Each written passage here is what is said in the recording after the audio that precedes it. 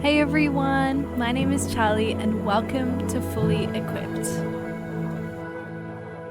In chapter 9, we see that the king is revealed. He's the promised king and his disciples begin to understand that. But also, Jesus foretells his coming death. He explains to the people what kind of people enter his kingdom, and his power is displayed through more miracles. In the first story, Jesus sends out his disciples to bring the kingdom to other people. This is kind of like a practice run for after Jesus ascends and they have to spread the kingdom. Through this mission trip, they'll learn to trust God and they'll put into practice everything they've learnt by following Jesus. They take his power with them, power to heal and bring deliverance. Those who receive them and their message receive God himself. But those who reject them are rejecting God, so the disciples should shake the dust off their feet as a sign that if they continue to reject God, judgment is coming. And so the disciples go out, healing and proclaiming the good news. Herod hears about this, and he becomes curious about Jesus. Herod has already beheaded John by this point, and some people think that Jesus is the resurrected John. So Herod wants to find Jesus. Probably so that he can see Jesus perform a miracle, or so that he can have him killed. Either way, Herod is not soft-hearted towards Jesus. He's not seeking him to be his king and savior.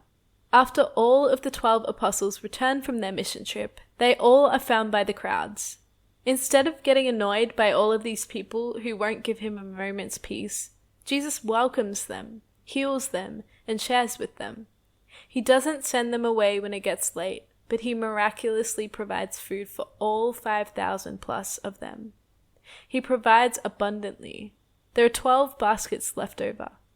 What's your first response when you see a need?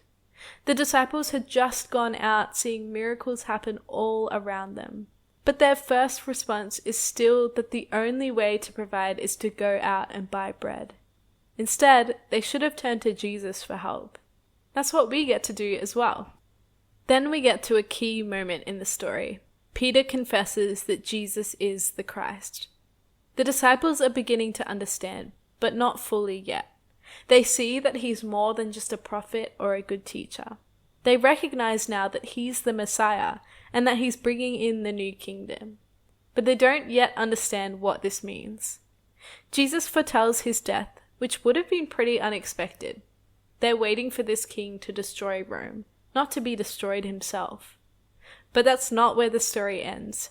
Jesus also tells them that he'll be raised again. All of this is good news. Salvation is coming. The new kingdom is coming. But then Jesus shows them what being part of this new kingdom looks like. It's not about having personal glory and honor and riches. It's about denying ourselves. We lay down control. We lay down our desires. We lay down our feelings. We lay down our opinions. We lay down our reputation. We lay down our pride. We lay it all down and we come follow Jesus. Those who deny Jesus will also be denied by him in judgment. But those who take up their cross and follow him will be greatly blessed. Self-denial is not easy. It's not fun or enjoyable. The cross is painful. But if we want to know and experience him more, we have to deny ourselves. We have to want him more than we want anything else in this life. That's where we find real joy, real fulfillment, real peace, and real community. Everything else in this life will fade away. So who is this king? The disciples are beginning to get it. But now Peter, James, and John will ascend the mountain and have even more of this king revealed to them. Jesus is transfigured into a brilliant white, glowing figure. This is a glimpse of his future glory which will be revealed. This whole scene reveals who Jesus is. He's the fulfillment of the whole Old Testament. He's the one they've been waiting for. He's the king. And ultimately, he's the Son of God. We have to listen to him. Then we move on to see how Jesus delivers a boy who is being tormented by an unclean spirit. In Mark, this story focuses much more on having faith in God.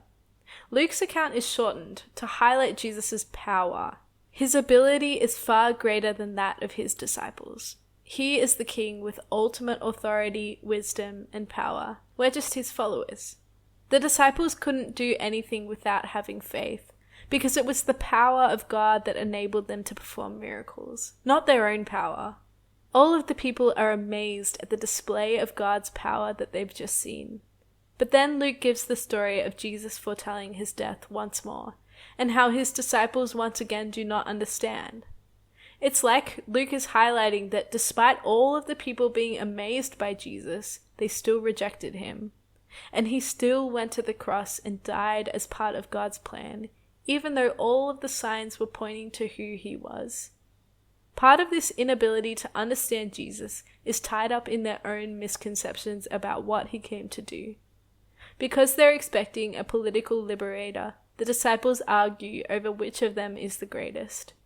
Jesus shows them what greatness actually looks like: humility and servanthood. In verse 51, Jesus sets his face to go towards Jerusalem. This is the big transition in this book, as Jesus begins to shift from his ministry around Galilee to his journey to the cross. He's going out to fulfill his purpose in the world. And on the way, the theme of him harvesting for heaven becomes more and more evident. And similarly, we too are called to be harvesters for heaven. Mark's gospel focused more on Jesus' suffering, but Luke focuses on him being the king for all. That's why Luke says that it is getting near to the time for Jesus to be taken up to heaven, rather than the time where he is to suffer and die. Luke's reminding the reader that Jesus' ministry continues through his followers. But we can expect opposition, just as the next story shows. Jesus wants to enter a Samaritan village, but they won't receive him. Samaritans were descendants of the poor Israelites who stayed behind in Israel when the northern kingdom was exiled to Assyria about 700 years prior. In Jesus' time, there was a lot of hostility between the Samaritans and the Jews, even though they were kind of the same people group. Instead of getting angry and proclaiming judgment, Jesus simply heads for another village instead. Judgment will come for those who reject him one day, but that day is not today for them. So how does this equip us? The final section of this book is about the cost of following Jesus. And it's kind of confronting in some ways. Jesus shares that following him is often uncomfortable, hard, and lacking in worldly pleasures. He even tells someone to let the dead bury their own dead. Jesus isn't saying that it's wrong to honor your family or to mourn loss. Jews would culturally go through a year-long process of burial when someone passed away. Jesus is actually saying that if someone wants to follow him, then they need to do it without delay. They have to recognize that he's the king, and he comes first, even above family and tradition. Jesus needs to be number one. Again, that's not to say we shouldn't honor and mourn our families. It's just that we can't disobey Jesus in order to do so. So if Jesus is the king for all, is he your king? Or is he just someone who brings you good feelings and morals to teach your children? Do you really believe that everything else is completely worthless without God? Or are you chasing financial security, marriage, children, a house, a car, or comfort before you think about giving God your yes? This chapter reminds us of the cost of following Jesus, but it also reminds us of the surpassing worth of him. Can I challenge you to pray and to tell God that you'll go anywhere he calls and do anything he has for you? That's a really scary prayer. But there is no safer, more wonderful, more fulfilling, and more life-giving place than being in the will of God. So let's be people who chase after him, never looking back, and trusting that he's a good king who's absolutely worth following.